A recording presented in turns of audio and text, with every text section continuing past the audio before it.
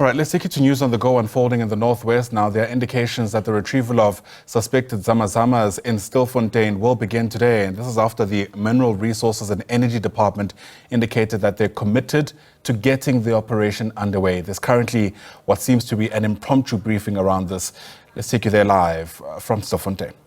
We have court cases, as you are aware, and we do have an applicant in the Pretoria High Court here who's Zinzi. And I think also just an update in terms of the progress here. Now, I think for days now, we have been receiving a footage from, underground, where the miners are located, and which we have said the footage paint a very dire picture. And I think when you do see that footage, you'll have to agree with us. What has transpired here has to be called what it is. This is a Stilfontein massacre.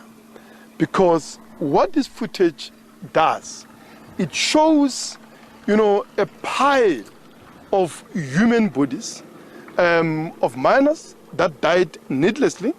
And this massacre, which is what it is really a bloody culmination of a treacherous policy that was pursued by the government in this police operation that, is not about closing of the mines and, of course, even managing the exit of the miners in the most responsible way. You would have had here over months a campaign of lies and fabrication about the state and, of course, the options and the choices that these miners are having underground, that they could always leave through shaft 10, apparently, or they can always exit miraculously from shaft 11, which we've emphasized again and again, that it's a 2-kilometer hole without a lift, without a staircase, and without a police system that the police and the company that is owning this mine dismantled in the past weeks, and these miners had no way out. Now, and I think that's what we need to address, right? These miners were already dying as a result of restriction in terms of access, or actually it is deprivation, of access to food, water, and medication. But what then transpired in the past 2-3 weeks is that when the situation was already dire in terms of shortages, what then the mine owners and the police did was to basically dismantle the police system, and that meant for 13 days these miners did not have food, did not have water, did not have medication, but also nobody could be able to rescue them, nor could they, of course, escape or get out of the mine by any other route. The result was a deadly trap that a Stilfontein Shaft 11 became. And as a result of that, we today have an estimation of 109 bodies of the miners who, we must say it, were murdered by the police, because every action, the calculation, the decision, and the management of this operation in the past 2 weeks could not have had any other consequences than to kill these miners, in a situation where they knew that, contrary to propaganda of the police, it is not true that the amount of food, water, and medication that we send there was actually excessive, was being hoarded. That food was already far from adequate. So we had already put these miners under austerity on the basis of restricted supply that the police could allow. Now, when they dismantled the police system, it meant for 13 more days, these miners who were already starving and were hungry, were without food.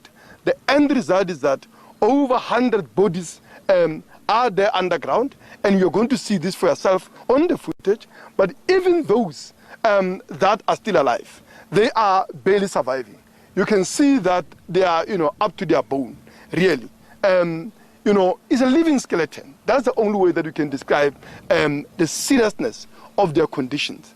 It is evident, it is the direct and the immediate result of the hunger and starvation underground, immediate and the direct result of lack of water, but also over a course of time, lack of medication for those that are suffering all sorts of chronic diseases.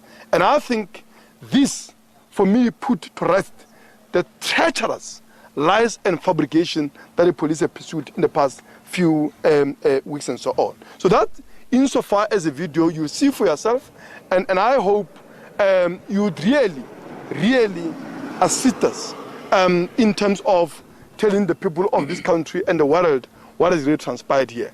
The idea that these miners have decided on a mass suicide for the fear of arrest. What arrest? I mean, you are here. Have you seen a Stilfontein police station being full with the miners?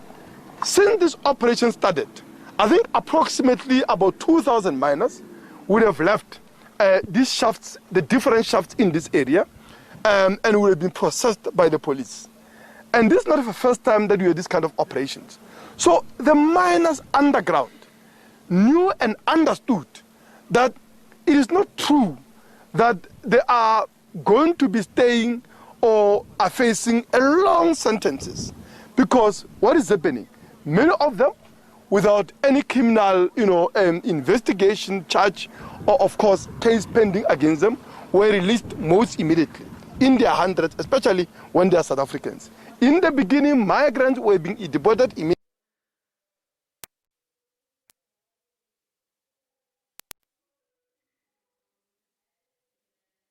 Beg your pardon, it seems our feet there to that impromptu media briefing just a stone throw away from that abandoned shaft in Stilfontein may have been interrupted, but it's a sentiment that's been shared before by that NGO MACUA. They've been very vocal about the decision by police around the standoff not to send any food and help to those suspected Zamazamas who are still underground. You might remember last week there was also a note that emerged stating that 109 bodies are now piling up underneath. Weekend reports suggesting there may very well be 500 of these miners underground. All of this, of course, yet to be confirmed. But it seems there has been a slight change in tact, because we're now getting a sense that the government is getting a whole lot more involved in that rescue operation than perhaps was the case even 3 months ago, with those reports I mentioned earlier on suggesting that millions may be spent in bringing large machinery to that area and assisting some of those who we understand want to come out to finally emerge. We'll continue watching developments around Stilfontein, of course, a story that's been in the headlines for a long time now. Get you a sense of what the human cost of the standoff may accumulate to be.